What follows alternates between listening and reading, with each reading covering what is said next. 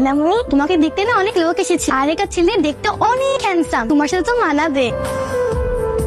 মা, তোমার নাম কি? অনন্যা চৌধুরী। পড়াশোনা করতেছো? আমি বিবিএ কমপ্লিট করেছি, ব্যাংকে চাকরি করার ইচ্ছা আছে। This is the first time আমি কোনো মেয়ে দেখতে আসছি। আপনার যদি কিছু জানার থাকে আমাকে জিজ্ঞেস করতে পারেন। ঢাকায় কি একাই থাকা হয়? জি।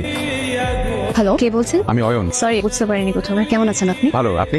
ভালো আছি। আচ্ছা, আপনার কি আরো কিছু জানার আছে? একজনকে জানতে হলে তার সাথে মিশতে হয়। আপনি অনেক সুন্দর করে কথা বলেন। Thank you. আজকে রাখি তাহলে। এই যে যত্ন নিয়ে। আপনি এভাবে তাকিয়ে আছেন কেন? আপনাকে আজ বেশ সুন্দর লাগছে। আপনি কখনো প্রেম করেননি? আচ্ছা, আপনি কি এটা জানার জন্য আজকে দেখা করতে চেয়েছেন? না না। আপনাকে একটা কথা বলবো, আপনার কাছে অনেক হ্যান্ডসাম লাগছে। আসসালামু আলাইকুম, আমি অয়ন। বাবা, আমি অনন্যর বাবা। অনন্য আসলে সিটি রেখে বাসা থেকে বের হয়ে গেছে, আমাদের কারো ফোনও রিসিভ করতেছে না। অয়ন, আমি আপনাকে অনেকবার বলার চেষ্টা করি, এটা কথা কখনো বলতে পারিনি। আমি একজনকে ভালোবাসি। বললে ওরা দেখতে আসবে, টাঙ্গি পরে দিয়ে গেল। এটা আপনার কোনো দোষ নেই। আমি জানি আপনি আমাকে কখনো ক্ষমা করবেন। ক্ষমা চাওয়ার মুখও নেই আমার, কিন্তু আজ আমি সত্যি অসহায়।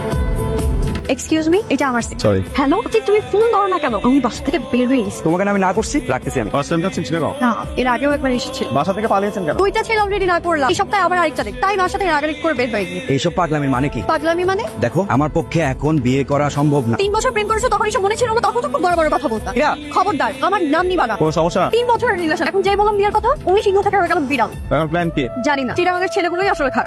আপনি আমাকে গালি দিচ্ছেন কেন? মানে? আমিও তো চিটাগং ছেলে। সরি। আচ্ছা, আপনি সব বাদ দেন, বাসায় কল করেন। আপনি তো কই রিফার রিসিভ করিস না কেন? আমার ইচ্ছা মনে তাই ফোন করি নাই। বাসার কি অবস্থা বল। বাবা খুব রেগে আছে। আচ্ছা, এখন কি বাস পাবো? এখন পাবেন না, রাতে পাবেন। আমার তো এখানে কেউ নেই। আপনি চাইলে আমি আপনাকে একটা হেল্প করতে পারি। হচ্ছে আমার বোন ঐশী। আপনি একটা কাজ করেন না, আপনি আমাদের বাসায় চলেন। এভাবে যাওয়া কি ঠিক হবে? আপনাদের বাসার সবাই কি ভাববে? আমি সব ম্যানেজ করব। আম্মু, রাকুরি কোথায় চলে গেলি? চিটাগাং। আসসালামু আলাইকুম আন্টি, কেমন আছেন? আছি, দেখো তোমার কি সব ঘটনা ঘটে গেল। আন্টি, যা হবার তো হয়ে গেছে। মা, তুমি কোনো টেনশন করো না, আব্বু আসার আগে আমি চলে আসবো। Thank you. আসসালামু আলাইকুম। ওয়ালাইকুম আসসালাম।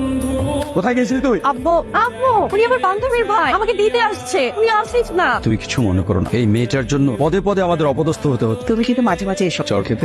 না না, কিছু বলো। হাই, কেমন আছেন? ভালো, আপনি?